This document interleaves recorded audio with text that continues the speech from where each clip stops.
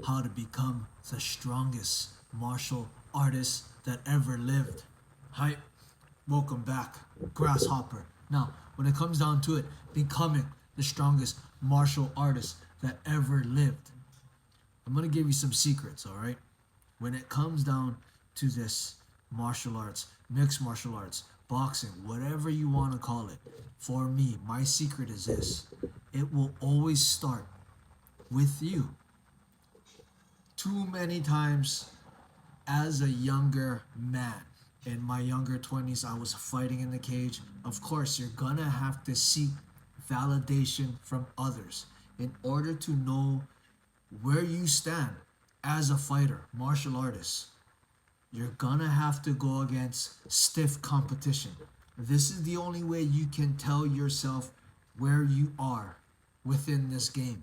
As I got older, I started to understand that instead of constantly trying to validate myself through others, I just need to validate myself, through my actions. So, this is how you can become the strongest martial artist that you know. And this comes from sitting and reflecting on things that you respect and admire, and gaining respect from yourself. Dude, it's easy for me to kind of gain respect of other people because other people's expectation of me is not as high as mine. All right? I wouldn't have looked the way I look now if I validated myself from others' opinions. My opinion to me about myself is much more valuable than the opinions of other people. Now, for me to become the strongest martial artist that I know, I need to build respect within myself. How do I do that? With my actions, my training. I was always inspired by other people's workouts. I would like see all these other martial artists and I would, instead of like just idolizing what was shown, I would want to know what is it that they're doing that created them to be that way. And this is where this endless search. Since I was young, I would read Bruce Lee books. I was like, how does Bruce Lee look the way that he looks? How is he able to do what he does? So I would search his training routines. I was influenced by Floyd Mayweather, hard work, dedication. I wanted to see what was his training routine. Come to find out, um, his training routine was very secret. He kept that one secret the whole time he was fighting. But, I mean, here and there were some leaks. Just always constantly researching all of these great martial artists from the 60s, 70s, 80s. I mean, way back in the day, just trying to figure out and find what they were doing behind closed doors that gave them the legacy. And this is what you got to do to become your idol in your own eyes, to be the strongest martial artist in your own eyes. You got to see what it is that you respect. I found what it was that I respected and I just doubled down on that. Guys like Antonio Inoki, he was a professional wrestler from Japan, but he actually fought Muhammad Ali. They had like a mixed rules fight, kind of no holds barred, the first ever recorded like high level mixed martial arts match, boxer versus a professional wrestler. Like professional wrestling, Hulk Hogan, Ultimate Warrior, that Chris Jericho kind of professional wrestling, all right? But in my eyes, in everybody's eyes, he was a martial artist first. All this professional wrestling stuff that they would do derived from judo, catch wrestling, all the grappling arts. Their type of wrestling and what they trained in was actual to submit you and pin you on your back, to subdue you and hurt you with grappling techniques. And I just looked into what made him so great as a professional wrestler. Excuse me, his training routine, and I just followed that. Lots of, I like to call them Hindu push-ups is kind of like a cat stretch push-up. Some guys call it judo push-ups, but lots of push-ups, lots of bodyweight squats, lots of high rep bodyweight training. And that's what I would do. A lot of the muscle I have was built off of just high rep bodyweight training. Now, a lot of the shape is from just lots of shadow boxing with weights, all right? A lot of you ask me, what is a strength and conditioning routine, this and that. I don't want to give you no beginner routines because I don't want you to be a beginner. The way that I skyrocket my progress, my gains, my fighting level was I had to just use pure imagination, all right? And I'll give you this secret. If you're a martial artist, you watch mixed martial arts, you watch boxing, whatever, I'm pretty sure you watch some anime, all right? You watch a lot of fighting animes. There's Baki. I'm just going to base it off of Baki, the grappler. Every character in Baki, the grappler, Baki, the series, Netflix, I like more of the original Baki. The first like 5 seasons that came out, the original one before it aired on Netflix. But all of the Bakis. Damn, I got something in my throat. Excuse me. There we go. So, all the characters in Baki are based off of someone in real life, okay? The way that character trains, his personality, his fighting style, it's all based off of real people. Now, when you look back on those characters that Baki and all the other characters that they're based on, look at their training routine. When you look at their training routine of that character, of the person in real life, came from their imagination. So my favorite character in there is Topo Orochi, the director of the Shinshinkai. I love Topo Orochi. I'm pretty soon I'm gonna shave my head, but I got this mustache and stuff going on. Topo Orochi is based on the martial artist Masoyama. Masoyama created Kyokushin Karate. And this is a real life thing. This is what George St. Pierre, that was his background, Kyokushin Karate. That guy who was in Rocky, the really tall Russian guy, Dolph Lauren, I hope I said his name correctly, but he was a Kyokushin Karate guy. Bas Rutten, crazy. He's going to be a legend. MMA fighter, Bas Rutten. His background is from Kyokushin Karate. Masoyama created Kyokushin Karate. Kyokushin stands for, in terms, the truth.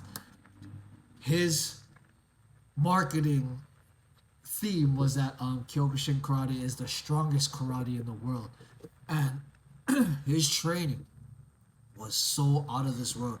He was training like 15 hours a day, hitting trees, performing blocks on trees, just push-ups, squats. But I mean, he cut out all weight training. He went to the mountains and he just trained and he developed these styles. He built his body to be strong by just hitting trees, performing katas under waterfalls while the water was hitting on his back, just performing katas. So Topo Orochi was based on the real dude, Masoyama. And when I researched Masoyama way back in the day when I was still fighting, I realized everyone is just making things up. They're making things up in their head and they're testing it out and they're seeing what works and what doesn't work. When you want to become the strongest martial artist in your life, you gotta just create from pure imagination. You guys see the workouts that I do? I do it at a higher volume with a crazier intensity. I can do 20-minute workouts and still get these results. Why? Because of the intensity that I put behind it. My 20 minutes is different from your 20 minutes. But all these workouts that you see, I do them. Okay? And all of these workouts that creates this, okay? It's just from pure imagination. You want to know a routine that's going to get you from where you are to where you want to be? Sit down and reflect. What is it that I need to build? And just let your imagination run wild. Instead of trying to think of the result, I think about what would I respect if I saw it on paper? I just made the video on how I build my confidence, alright? I'm gonna break that down. I write everything down, what I ate and the workouts I did for the day. When I look at it, it's my journal. This is the new one I started. This started back in September. September was only last month. I'm like halfway through the book already. I write down what I ate and the workouts. When I reflect that night, I look at it, what I did during the day. Am I inspired by it? Do I think, damn, this guy is bad. He works it, all right? I see that he's eating just meats, good foods that help him with his training. When I look at his training, it's like, holy moly, you really did all of this during the day? And like, I'm looking at what I wrote down, and it's just almost so mind-blowing that I kind of stand outside of myself, and it's like, holy moly. And then when I make videos and I look at myself in the mirror, it's like, okay, what I write down on what I ate and how I worked out does equate to what I see. So that's how I become my strongest self. I just, from pure imagination, like, what would I like to see? What would inspire me? Guys like Masoyama, Antonio Inoki, Floyd Mayweather, his hard work, dedication, dude. I saw a guy, one of his training partners kind of outlined one of his training camps, what they did in a day. He kind of leaked their information, and when I read it, I was like, that's why he's the greatest boxer of our generation. Like, dude, the work that he did in one day is not even close to what some boxers do in 10 years. It's mind-blowing. Like, just the hours that he was putting in the gym on top of the amount of work. Dude, it's like, I can be in the gym for 3 hours straight. It's easy. But the intensity within those 3 hours, that's what separated him. Okay, here's another secret. Floyd Mayweather. He had his coach, Rafael Garcia, in one of the 24/7s leading up to, I think it was the Ricky Hatton fight. Rafael Garcia, the guy who would wrap his hands, while Mayweather was training, he would hold this counter. It's like looked like a little silver bell, but it had a clicker. And every time you click it, there was a counter. The number would go up. And Rafael Garcia would just click it on every punch that Mayweather threw within that training session, dude. And he would be click, click, click, click, click, click, click, click, click, click, click, click, the whole. I think he only trained for like an hour that day, but the amount of punches he threw within that hour, like, it blew my mind. When he fights, he doesn't even throw, not even close to 1/100th of how much punches he threw in that hour. So on top of what I do during my workouts, the just sheer intensity of what I can do in 20 minutes. And that's how I got to formulate it. From my imagination, what is a training routine that I would be like pumped up? I'd be like, bro, he's bad. I got to follow that guy. And on top of that, I look at the workouts, okay? I look at my workout and I think, okay, while I was doing 100 short rep sit-ups, okay? What was my mindset while I was doing it? Was I crying while I was doing the sit? Oh, damn, I wish I could have some ice cream. Or was I being like, yeah, beast in it? And this is how I become my strongest self. In the end, like I said, dude, everybody is just making stuff up. All these people who have science degrees in strength and conditioning, they're basically doing what I'm doing. They just have a degree behind it, some kind of just paper certificate. All that we're doing is getting information from our consciousness and testing it out, recording the results, and improving on those results that we gathered. So, to become who I am, to be where I'm at, to gain the skills that I got, for you to be the strongest martial artist that you know within your little circle of influence, dude, just start creating from your imagination. Record the results and build off from there. People are going to start asking you. People are asking me, how do you do this? How do you do that? Dude, I literally just go out there and I just do what my heart tells me to do. If it tells me to do 2,000 push-ups, I'm going to do it. But I'm going to record it. And while I'm sitting and reflecting, I don't sit and meditate to clear my mind. No, I sit. You got to be like the warrior. Bushido code, like the samurai. Sit and meditate on how you can do it better. After the 2,000 push-ups, dude, there were days I did 2,000 push-ups, all right? You got to sit and analyze what this workout has brought me, what I can do to better it, and what can I do to amplify all the good that I got from it.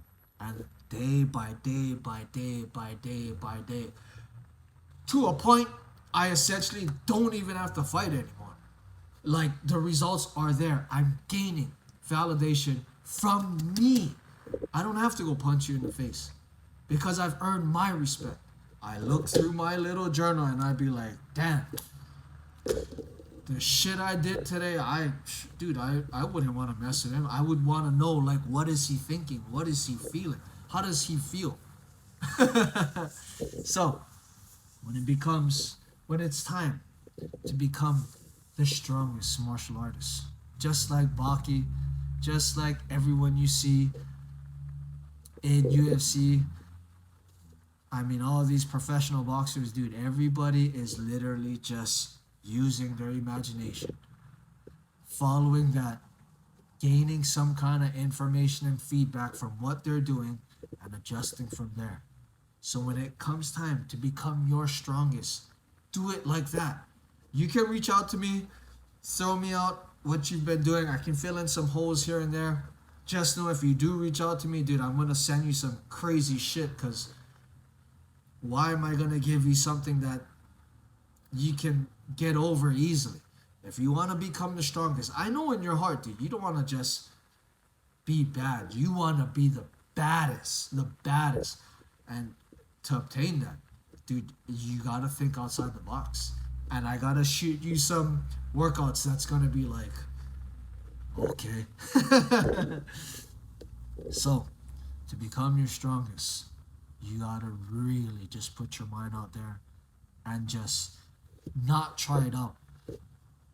Dig from your imagination. And really, when you do it, you got to do it with the utmost intensity, not just try. That way you have really good, solid information on what these workouts do for you. Write it all down, gather the information. The next day, build upon that. Day after day after day after day, and all of a sudden, you'll start to look like this. You'll start to move the way I move. And that's just what it is, man. I want you to feel what I feel. You watching this video, you vibe with my message, train hard, be kind. I gotta thank all of you that's been buying my apparel. Dude, I got my apparel in. I gotta buy my own stuff. But I got the slides, I got some tank tops. Like, I'm loving it, man. I'm loving it. So thank you to you guys out there who've been buying that apparel, watching the videos, all the great comments.